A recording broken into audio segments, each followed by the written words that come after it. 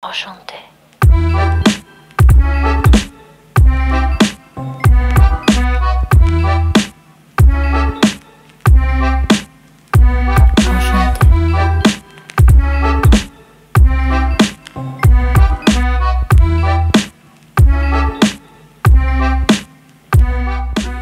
What is happening, guys? I hope everything is well. Today we are talking about the change from the Ironman World Championship from the famous big island of Hawaii to possibly Ironman Nice. We're going to cover the location changes, the pros and cons, the course preview of both of them, climate changes between France and Hawaii, and if the courses suit a certain athlete. Alright, let's not waste any time and get right into it. Just for anybody who hasn't seen it yet, the Ironman World Championship has been since the 80s on the big island of Hawaii. Now it has been changed, it has been revealed that it's not going to be for the men in 2023 on the big island of Hawaii.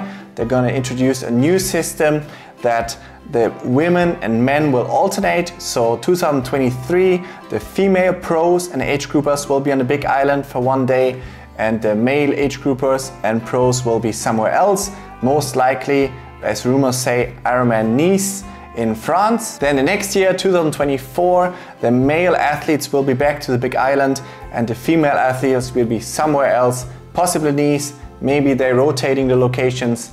It's not 100% confirmed yet. So for the reasons why they moved the race, most likely it's going to be that the big island of Hawaii, especially the mayor, did not want it, that it's 2 days there. The local authorities as well, I think they have been overwhelmed with 2-day event that has been now going on in 2022, because it's been 2 days. That means double the amount of athletes and support athletes. The local hotels couldn't really cover it. It was too full for the big island. And when you think about it, for the residents moved to the big island, an island in the middle of the Pacific Ocean, Americans, from the mainland to middle of nowhere. And if you do that, you want your peace. So if you have then a couple of ripped triathletes running around with colorful shoes and doing lactate tests on Ali Drive all the time, I think that's not going to help the locals to really fall in love with the sport. Yeah, I think it was just a little bit much for the big island, but that's it. Then the question is, why did they not move it to St. George? It has been there in 2021 already, St. George, Utah. I think the reason for that is probably because, at least from Europe, I don't think there wasn't too much excitement for that. I think they gave a lot of slots away and even made it further roll down, and to our gold athletes and silver, they just sent it out the slot. I think they didn't sell out in St. George, although the community is behind it. And now they want to move it to Nice, which is a great option. There's a lot of tradition in Nice, for people that don't know. For over 20 years, it's a massive triathlon community. The city of Nice, that's very important. They want that event there. It's massive for them, it's really good. And they can cover a lot of athletes. So I've been there in 2019 to cheer the athletes on, and I think they had over 3,000 athletes there. So that's one criteria for Ironman. Can they host a lot of athletes? Is the community behind it? How is it to reach? Is it a good event to sell? Because if you look at France, it's beautiful there. It's really that time of the year, especially September. It's a really beautiful event, but we'll get to the climate later. Then realistically as well, Kona has become less than a physical ability thing to go to Kona. It is more about your wallet by now. To be honest, you do need a 6-figure income, at least from Europe to go there. One trip used to be 2016 already around 10,000 euros, which is a lot of cash for a 2.5 week holiday.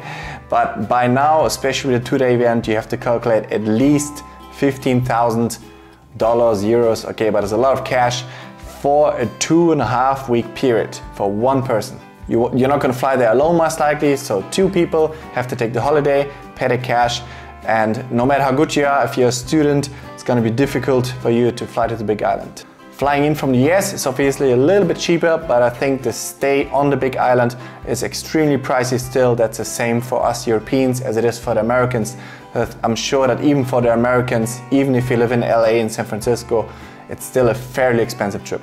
When I first heard the news about Hawaii, I was obviously a little bit disappointed, a little bit sad, because yeah, I have a lot of emotions for the big island of Hawaii. I love that place. I've been there twice, and it's just such a magical event. I'm sure, like any other triathlete who has been there or seen videos, it just draws you there. But we have to remember there might be a lot of positives to that as well. We have to remember Kona is not gone, it's not off the radar, right? It's just every 2 years. And there could be a lot of opportunities as well for having new locations and world championships there. So it could be really exciting to have something new and fresh and then still go back to Kona every second year. Before we compare the two different courses from Ironman Nice and Ironman Kona, let's have first a look at the different climates.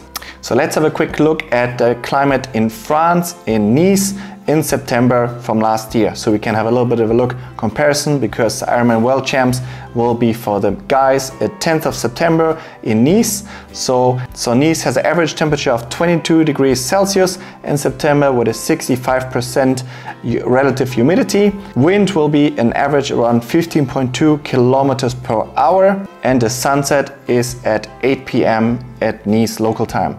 That is important because of the daylight finisher thing.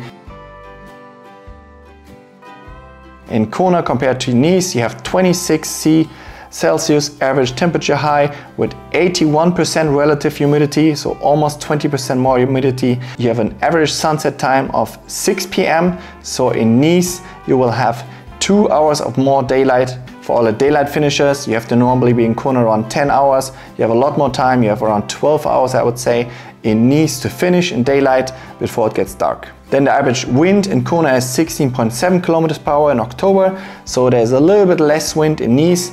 Obviously those are only averages, but they don't matter as much as when we come to the course. We talk about that now.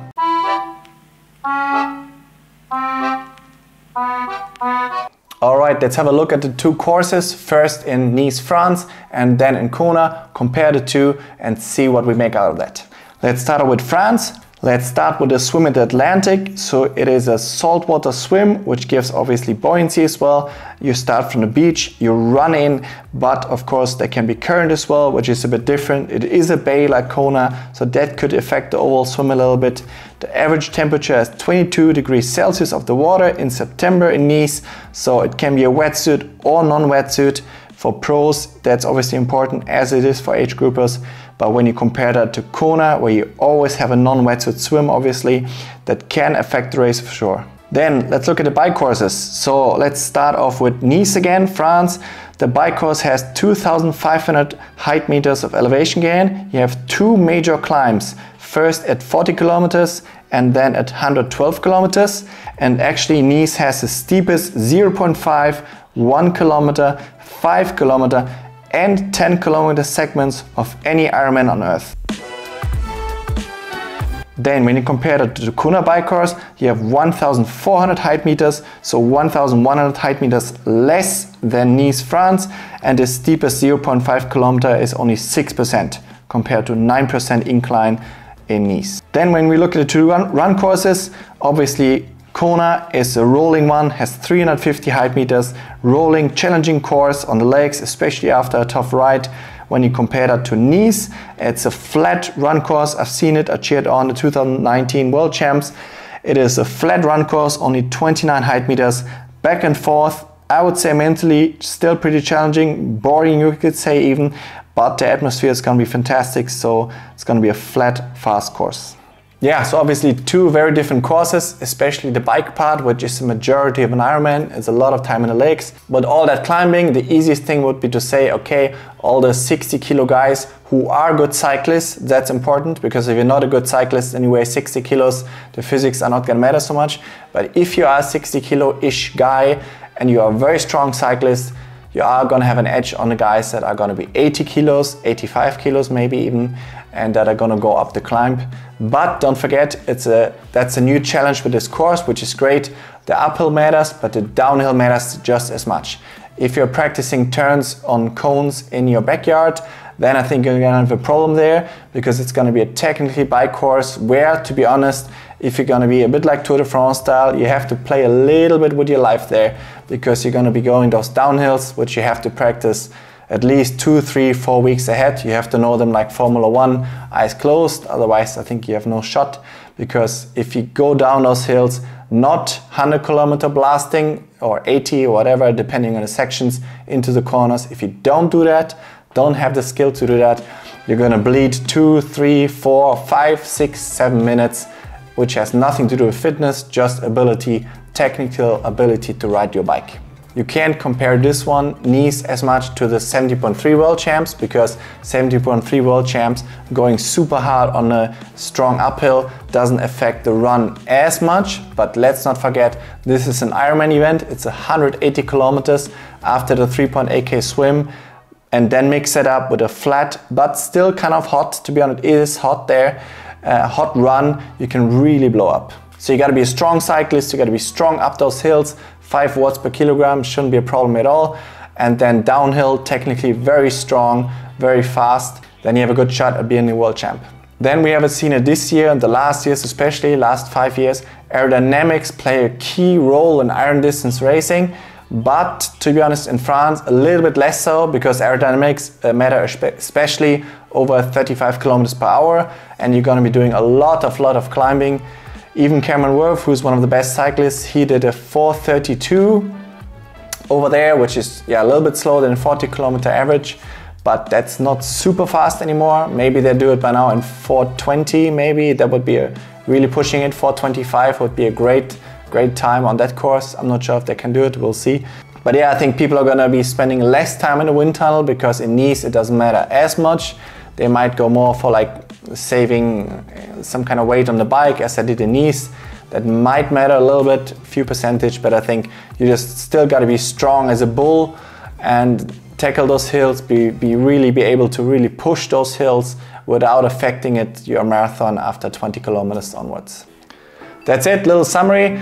Remember, Kona is not gone. Don't cry, you can still qualify for Kona, you can still fulfill your dream. It's just going to be every 2 years, a little bit different. It might be better for bringing people in the sport. If you have, for example, local kids in France now, or in other races where it might be, maybe again Europe, you have the local ones that see the world champs, see the pros running, the big hype, and that brings in more people in the sport. In Kona, I believe there are not many kids watching, so you don't inspire too many people there. Yeah, so let's see what the future brings. It's gonna be exciting. I hope you enjoyed this little update. Hit the subscribe button if you liked it. It's gonna be more of this coming, and my journey towards pro triathlon, because I wanna be in the mix there. That's a challenge for me as well, because I'm gonna be around 82 kilo race weight.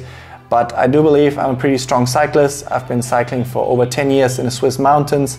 I know mountain passes, I know the technical ability, and I'm really excited to hopefully be there as well. But let's see what 2023 brings. And I'll see you next week. Bye bye.